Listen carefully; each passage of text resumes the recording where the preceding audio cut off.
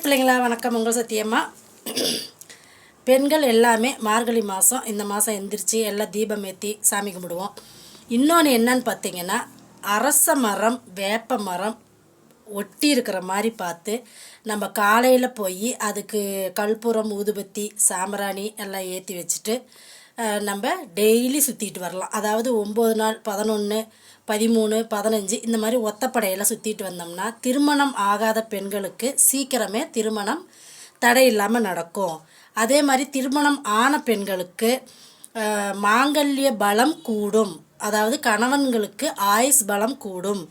எந்த ஒரு கெட்ட அசம்பாதமும் நடக்காமல் இருக்க நம்ம இந்த பரிகாரத்தை நம்ம செய்யலாம். எப்படி நம்ம மார்கழி மாதம் கோயிலுக்கு போவோம், அப்போ நம்ம என்ன பண்ணலாம், அரச மரம் வேப்ப மரம் இருக்கிற இடத்த பார்த்து நம்ம டெய்லி சுற்றிட்டு வரலாம். அப்படி உங்களுக்கு அரச மரம் வேப்ப மரம் இல்லை அப்படின்னா அரச மரத்தை மட்டுமாவது சுற்றிட்டு வரலாம். ரொம்ப ரொம்ப நல்லது. மஞ்சள் குங்குமம் வாங்கி அங்கே வச்சுட்டு சுற்றிட்டு வரலாம். அதை அடுத்த பெண்கள் எடுத்து நெத்தியில் வைக்கிறது ரொம்ப ரொம்ப நல்லது. சரிங்களா? ஓம் சக்தி அங்காள சக்தி. நல்லதை மட்டும் நினைப்போம், நல்லதே நடக்கும்.